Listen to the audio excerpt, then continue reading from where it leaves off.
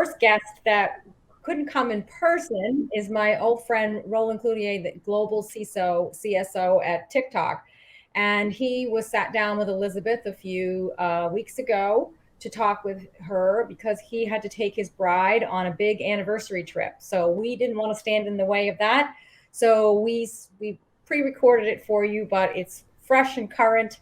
And I think you'll really enjoy the interview that Elizabeth is going to do with Roland. Roland has a very diverse background for over 25 years, starting in the military, law enforcement, and the commercial sector at companies like ADP and now TikTok, which is an amazing, global company.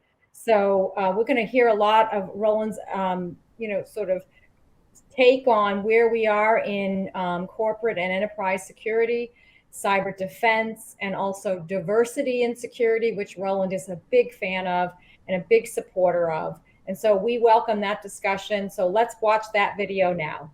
Thank you.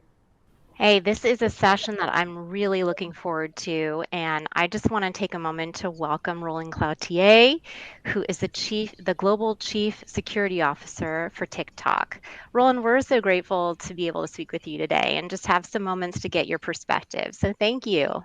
Elizabeth, great to be here, and I appreciate you having me as part of the event.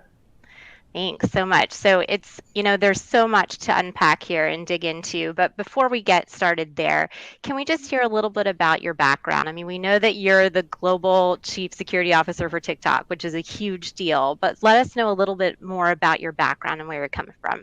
Yeah, I know when I came over to TikTok, that gave me instant street creds with the kids. So it doesn't matter what my background is anymore. But I actually came from with a military and government background. First half of my career, I was actually more on the physical side of it in anti-terrorism and aerospace defense with the Air Force and Department of Defense. And that transitioned to a career in law enforcement. And, during that time as a detective with the U.S. police agency, there was a time where almost every case involved technology of some sort, subpoenas and warrants for digital evidence. And this was back in the 90s. So I actually went back to school and focused on computer science, came out and started in consulting and built, my specialty was building teams for critical infrastructure defense. Eventually became chief security officer for EMC Corporation and chief security officer for ADP. After a wonderful 10 years there, I was fortunate enough to be selected to come over into TikTok and lead this incredible new effort of building their global security organization. So it's been a heck of a career. Wow, that's amazing. And just building on each of your career steps as you go in those various roles. That's fantastic. And you probably had a lot of exposure then to digital transformation. And so let's kind of talk about that, because this is one of the main themes of this conversation today is what big tech trends do you believe are changing the world in digital transformation? I know that's a big one, so yeah. I'll give you a couple minutes to unpack that one. Yeah, I think there's really a lot when we talk about digital transformation, or really to the digital ecosystems of our businesses. You can't be a mom and pop's, corner store without having to be in technology in some way, right? Your supply chain, if you order supplies, you go onto your computer, and order your supplies, or your POSs are all digitalized now. Even now you take payment and cash flow. So from the corner stores to big multinationals, we know that technology enables and drives organization as part of their digital ecosystem. But when you start to think what really has changed the security, risk, and privacy operations landscape, if you will, I think, back, call it in the, early to mid 2000s, we had this whole engineering effort around BI and how do you look at business intelligence and business information platforms and the consolidation of digital, and that drove us into machine learning concepts and in many cases into AI now. And so that power of technology really has changed the world, and quite frankly, even the criminals are using it, right? If you think about the way that criminals look at digital theft, disruption, attacks, they're using advanced technologies, many times using machine learning to do cutting edge, digital thefts that, are actually trying to map and outspeed and outgrow our defensive capabilities. So I think that's problematic. Of course, like here at TikTok and many companies, where you have to apply this true defense in depth model. That multi-layered approach, and from those people that are as old as I and remember the Rainbow series back in the government days, that really hasn't changed. But there has to be a focus on machine learning and automated monitoring defense. You can't expect individual analysts to go through logs and find these things. You have to either create or partner with great technology companies to deliver that focus.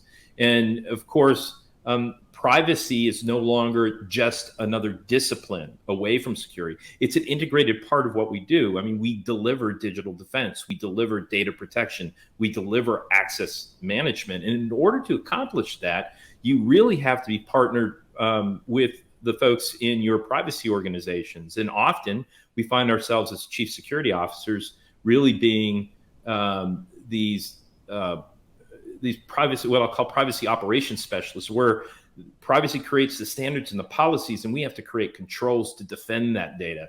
And so that privacy first approach in developing your infrastructure and your protections, developing your products, just like we started doing secure by design years ago, we have to now do privacy by design. Yeah, absolutely. And so, yeah, just hearing so much about AI and machine learning and how that's evolving, that's completely affecting the landscape. Do you feel that, are there any concerns with those around TikTok supply chain? Are there some concerns there? No, everything's perfect here. No, just kidding. I mean, obviously with our brand name and just size and growth, obviously we have our own interesting concerns. But I think regardless of any industry, there's some basic commonalities that we're fighting that everyone else is.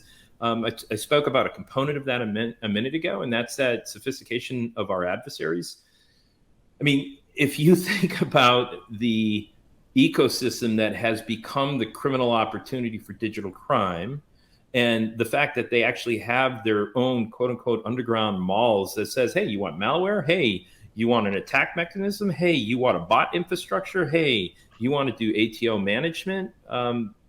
You need machine learning capabilities for X? You can rent it from us. I mean, that's really what it's become, is this market of those capabilities. And we are on the receiving side of that. The other area, I think, account takeovers, bot activity. So these automated attacks through very large compute infrastructures, and whether it be for collection of information, inauthentic creation on different types of platforms, those still become problematic. So fighting the bots, fighting the ATOs, still a clear responsibility for all organizations to focus on today. And I think, of course, it's the known unknowns, right? And I know that probably gets overused, but it's the over the horizon threat analysis, we like to call it. So what's attacking adjacencies, competitors, things that I need to be concerned of. How do I focus as a CISO on what I don't even know is coming around the corner? So how do we use intel teams, data aggregation of threat information to look at probability indexes of what could be coming next, and then put clear protections in play? So yeah, we think about this stuff every day, Elizabeth. I'm sure you do. So can you tell me a little bit more, just your thoughts on ransomware in general when we're talking about, these threat actors? There's two parts probably three parts to ransomware. There's the preventative aspects of it. There's the ability to respond, and then there's the business resiliency capabilities of it. And you really got to, if you want to fight it, you got to be in all three spaces. So people that have unmanaged, what I will call antivirus-like programs that are not advanced and non-EDR capable from an endpoint defense, an advanced endpoint defense, you're probably going to have problems, right? So the world's moved on. You need advanced on-platform threat analytics on your systems and platforms that's not running in user space, that you can see these advanced hooks into the kernels and doing different things on the network side. So you can make really good, smart decisions, or the technology can do it on your behalf. And quite frankly, if 100% of your machines are have this advanced capability, then you really don't have to worry about, what's the 0 day, because the 0 day is going to do predominantly what other things do, which is gain access through some sort of kernel hook and then do some sort of malware implementation of a secondary capability and then install backdoors and that sort of stuff. That technology will see it. So number one, we have to have generalized maintenance and care and due diligence in our own environments. The second area is, if you see it, what do you do? Right? You got to have a plan. Like the day that you get malware in your environment is not the day to start thinking about it. So how do you train your monitoring teams? If you use outsourced managed security services, how have they trained for your environment? What are they looking at? What are pre-made decisions? Do I cut off this type of the business? Do I have the authority to do that? So on and so forth, right? How do you react to these? And then that third component is the business resiliency, and that comes in two pieces as well. One is, how have I done my business impact analysis for the most important parts of my business? How have we done business continuity planning when these things happen? Is our DR capabilities in place and operable? So the normal things we should be asking our business and our IT partners. And the second component of that is, how do we practice crisis management with the business? Because it's not a security, response only. When malware impacts the business, impacts the whole business. So how do you train and partner as business operations protection experts with the business to go deliver this? And so I think all of those things combined equates to, have an appropriate hygiene, prepare to fight, and you'll be able to fight well, and then understand the environment and educate the business you're partnering with. So this coming from a CSO, where do you think companies' minds are right now with that, looking at their business risk, the C-suite? Do you think that they're thinking about, cyber hygiene the way they should be? And how can we educate them a little bit more? How can we all do our part to kind of get them thinking along the right lines? So the answer is yes. I mean, I think most of the CISOs and CSOs I know around the globe are, they're becoming great business people. I think one thing that's happened in this market is that practitioners have understood they don't just need to align or partner with the business. They actually have to be part of the business. They have to understand, the value chain of how the organization makes money, or the agency supports the citizens that it's supporting. So when that happens, they can then focus on understanding the risks assumed with that type of business. I think your question's, the most important part of your question is this: is how do you educate? And that really comes in two formats. One is through risk.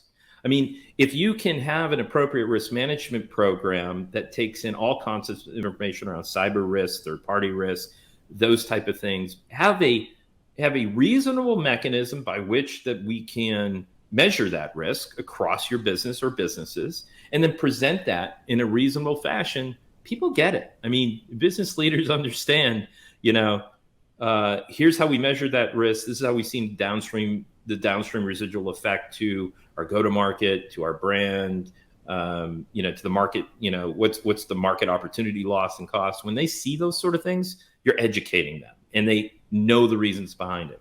The second thing is just get better at presenting facts and data. The business calls us because we're the experts. When we go in and we ask them what they want to do, that's probably getting off to off on the wrong foot. But being able to go in and saying, here's the technical issues, it turns into this type of business risk, and we're going to suggest that you do these three things. Here are your options, and here's the options for each. But this is why we select this. I mean, that simple conversation is an easy conversation to have with business leaderships. and they appreciate having your knowledge and your expertise in the room to be able to support the general business direction. That's fantastic. And I'm glad to hear that you think that this education is coming along and that our leaders are really thinking the way they should about cybersecurity and hygiene. Well, let's pivot a little bit into the direction of workforce. How would you see the workforce evolving with openings in cybersecurity? We see a lot of, open recs for cybersecurity in agencies and in industry. How do you think it's evolving right now?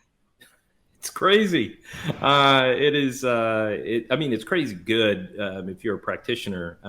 But listen, you got cybercrime has cost the U.S. alone over like 13.3 billion in the last 5 years. I think of the number, $13 billion in cybercrime. Globally, it's expected to cost like over 10 trillion by 2025. So think of that current growth curve. There were 3 million jobs globally left, cybersecurity jobs left open last year. I mean, look at some of the business. I have 250 open job openings around the globe in my organization, right? And so you see things like COVID hit a lot of industries, but not cybersecurity. Why not? Because the world continues to grow more digitally, focused, more digitally integrated. It's how the world communicates. It's how the world operates. So now the idea is our jobs are in this field are changing. It's not just you got to be a coder. You have to be a firewall engineer. No, I need analysts. I need digital crime specialists. I need risk experts, right? I need people that, can help visualize data, right? I need machine learning experts and data scientists. I mean, you can come from almost any walk of life and in any career field and convert and pivot that in a way into a cybersecurity or risk management program. I think, there's an incredible amount of opportunity in cybersecurity right now. And by the way, with a little bit of education, someone that is smart, mission focused, likes hard problems, and is good at basic technical things. They can learn pretty quickly through post-grad, certificate programs, OJT. I mean, there's so many ways to learn right now. It's amazing. Well, you heard it here, folks. TikTok is hiring. Let's all go work for Roland. Come on over. Well, so to that end, the landscape, as you mentioned, is shifting and there are more roles than ever before in cybersecurity. Is there a need for one role over another? You mentioned there's more of a need now for intel specialists and analysts. What kind of is your, I think when people think about cybersecurity, you need engineers, but you're going in more of a direction, just more preventative and defensive. Are there offensive career roles?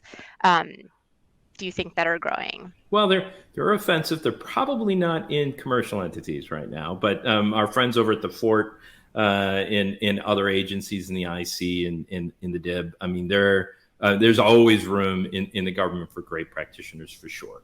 I think there are, you got to look at what's you asked. Your prime question here was what's more important from my standpoint, and it's all important. I mean, I have folks in our engineering and operations organizations that have really important roles to fill right now.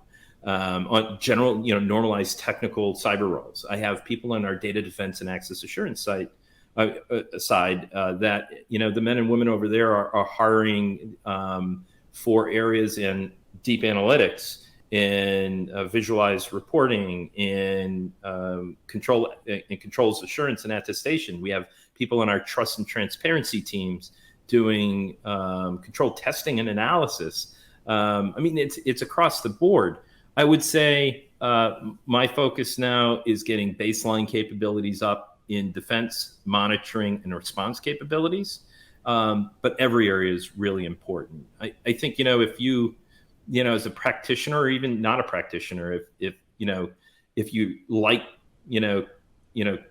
video games or fighting bad guys, if you want to, just a daily challenge, and with a diverse set of challenges, and if you like being in a learning curve your entire career, I would say that cyber is good for you. I mean, that these are the type of things that come at you every day. One of the reasons I loved law enforcement so much is I went to work every day, and every call was different. Every crime was different. Every investigation was different. Every time when I was a canine handler, I got called out on a dog call. It was different, right? I think that's one of the things I love about this job. Every day I go in, it's a different thing I get to look at, learn, or challenge I need to go push forward on. Amazing. And I think, you just create such a broad awareness for cybersecurity in general as being, an industry that one wants to get into. Do you see more diversity coming into cybersecurity as a profession? Well, I hope so. I mean, there's great organizations like this one, and organizations like ICMCP around the globe that's looking at diversity. I have two daughters, young women. One's in school or university. One's already graduated, and I tried like heck to get them into cyber. I thought it'd be a great program. It wasn't for them, but it is for so many other people, because in security, you need diversity of a thought. You need diversity of approach. You need diversity of looking at hard problems and understanding, different concepts and contexts. And if you have a standard double E with an MIS postmasters out of these three universities, they're all going to think alike, right? What you need is people from different backgrounds, genders, and parts of the world, quite frankly, of how cyber is seen, and embrace that, bring that into your organization, grow the diversity of your organization by making sure that you understand and that you have the capability to have true diverse thought as part of your normal operating procedures. I really love that. I think that just kind of engaging folks outside of the industry and those rising stars too, folks that are looking for a second career and just thinking differently, thinking about how they can make a difference around the globe. I think that's so important. So that really hit home for me. And that was a wonderful response. Thank you so much, Roland. This has been a tremendous interview. I learned so much, and I feel like there's so many more questions I want to ask. So we're going to have another session sometime soon. Sounds good to me, Elizabeth. But yeah, we're really grateful for you supporting Uniting Women in Cyber and for this conference. So thank you so much, Roland, and